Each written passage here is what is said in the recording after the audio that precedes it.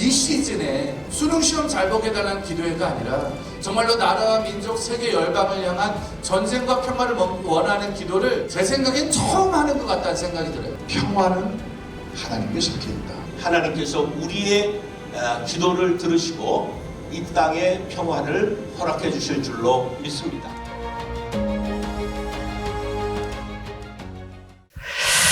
오늘 함께 나눌 말씀은 마태복음 6장 9절 10절 말씀입니다. 우리가 너무 잘 아는 주님이 가르쳐 주신 주 기도문이라고 하는 부분의 대목입니다. 그러므로 너희는 이렇게 기도하라. 하늘에 계신 우리 아버지여, 이름이 거룩히 여김을 받으시며 나라가 임하옵시며 뜻이 하늘에서 이루어진 것 같이 땅에서도 이루어지이다.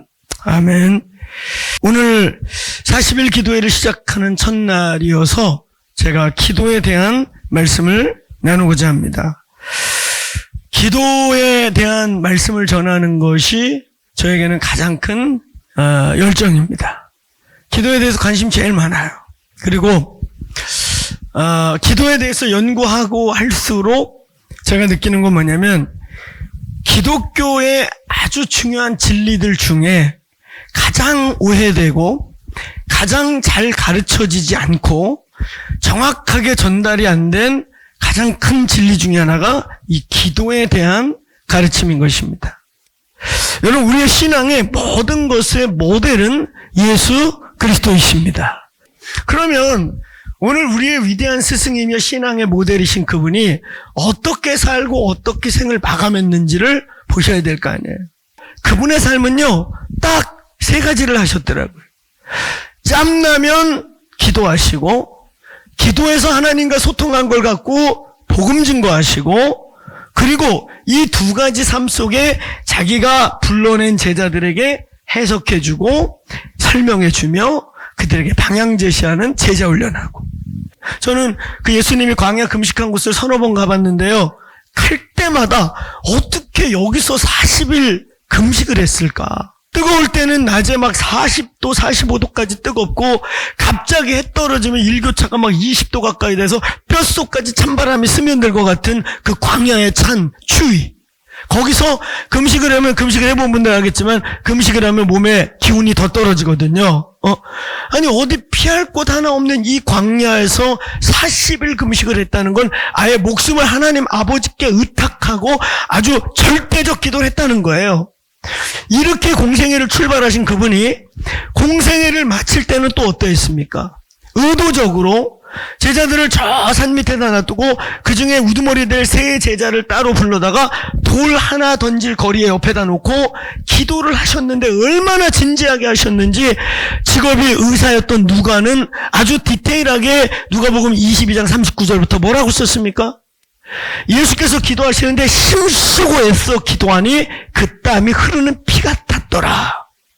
근데 이게 의학적으로 검증되지 않았습니까? 실제로 말이죠.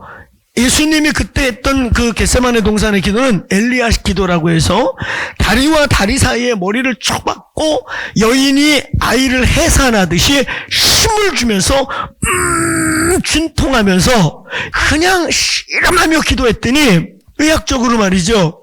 모세 혈관이 터져서 땀과 피가 같이 흘러서 피땀을 흐르는 일이 가능하다. 그런가 하면 우리가 복음서를 읽다 보면 그의 인생에 가장 중요할 때마다 12제자를 세울 때도 그랬고 아주 강력한 치유사화를 일으킬 때도 그랬고 사마리아 여자를 만날 때도 그렇고 항상 그 앞뒤 본문이 뭔지 아세요? 예수께서 한적한 곳에 가서 기도하시고 예수께서 산에 가서 밤이 맞도록 기도하고 내려오사 자기가 원하는 자들을 부르시고 예수께서 습관을 따라 기도하러 가시던 산에 이르러. 예수님의 거룩한 습관이 한 두세 가지 있는데요. 그 중에 성경에 아주 의도적으로 습관이라고 표현하고 있는 가장 강력한 습관이 기도의 습관이에요. 하나님의 아들 예수도 퍼펙트 피플이면서 퍼펙트 스피릿이었던 그분도 순간순간 하나님을 의지하면서 그토록 기도했단 말이죠. 근데 예수님의 제자라고 하는 우리가 성경을 공부하는 건 좋아하고 책 읽는 건 좋아하는데 무릎 꿇고 기도하고 씨름하는 걸 잘 못해요. 안 하는 게 아니라 못하는 거예요. 성경 전체에서 제일 중요한 거 모세오경 구약, 모세오경을 압축한 거 신약의 사복음서, 사복음서의 반지의 보석과 같이 압축된 거 산상수훈, 마태복음 5, 6, 7장 예수의 천국의 황금률과 천국의 모든 구약과 신약의 메시지를 압축시킨 핵심적 메시지, 그게 산상수훈이에요. 근데 그 산상수훈 마태복음 5, 6, 7장 중에 볼륨이 가장 큰 장이 6장. 근데 6장의 내용이 다 뭐냐? 기도입니다. 우리는 기도에 대한 많은 오해들과 잘못된 가르침이 있어요. 기도 그러면 문제 있을 때 하는 거, 고난 있을 때 하는 거, 지금 뭐 이렇게 중병에 걸리고 애들이 막 속을 좀 새기고 해야 새벽 기도라도 좀 나가겠습니까? 그걸 제가 재밌게 이렇게 표현해요. 맞고 기도할래? 존말할 때 기도할래? 존말할 때 기도할래? 맞고 기도할래? 계속 맞으면서 기도할래? 근데 우리는 꼭 등짝을 패야, 하나님이 등짝을 하는데 세려야, 아이고 하나님 그러고 이 등짝의 아픔이 잊어질 때까지 기도하다가 이게 잊어지면 또 안 해. 그 우리 하나님은 어쩔 수 없어. 눈 딱 감고 아유 어쩔 수 없다. 딱 한 대 세리면 아이야 그러고 나서 작정 기도를 또 시작해. 왜 맞고 기도하죠? 존말할 때 기도합시다. 오늘 여러분이 이거 여기 뭔가 영적 여유가 있어가지고 저 멀리 있는 남의 동네 불구경하듯이 저 멀리 있는 우리는 전쟁 없어서 이렇게 평화로운데 얼마나 불쌍하냐 저들. 그래서 우리가 저들을 위해 기도하는 것을 넘어 이 지금 러시아와 또 이스라엘을 위해 기도하는 것은 곧 우리의 기도라는 것을 아셔야 합니다. 이 문제는 곧 우리 앞에 다가올지 모르는 이 동북아의 문제와 전 세계적 진동과 관계가 있기 때문에 우리는 정말 간절하게 이 나라 이 민족을 끌어안고 함께 기도해야 될 줄로 믿습니다. 사랑하는 여러분, 말씀을 마칠게요. 오늘 이 주 기도문, 기도의 결론이 여기 나와 있는 거예요. 기도가 무엇이냐? 먹는 거 입는 거 구하는 게 아니에요. 여러분 이 마태복음 6장을 꼭 5절부터 읽어보십시오. 그래서 이 대목의 끝 33절에 가면 너희는 먼저 그의 나라와 의를 구하라. 그리하면 이 모든 것을 더하시리라. 오늘 여기 10절의 말씀을 6장 중간중간 반복하면서 기도의 본질은 응답이 아니고 기도의 본질은 나의 니즈를 채우는 게 아니라 기도의 본질은 하나님의 뜻이 땅에 이루어지는 것입니다. 하나님의 나라, 그의 통치와 다스림이 그의 정의와 공의가 임하는 것입니다. 근데 이 하나님의 뜻과 하나님의 통치와 다스림이 임하는 방식은 하나님이 정해놓은 거예요. 딴 방식 없다. 기도 외에는 이런 류가 나가지 않는다. 기도와 금식 외에는 이런 류가 없다. 아주 단언하셨거든요.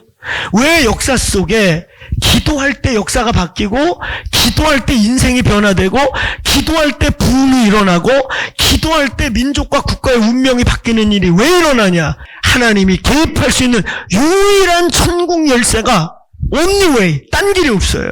바로 기도인 것을 믿으시기를 바랍니다.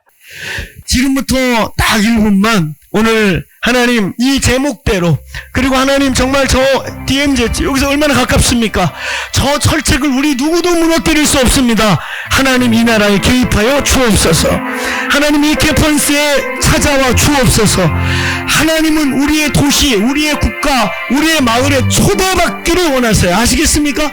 하나님은 여러분의 인생에 초대받기를 원하세요. 근데 그것이 기도요, 고백이요, 선포인 것입니다.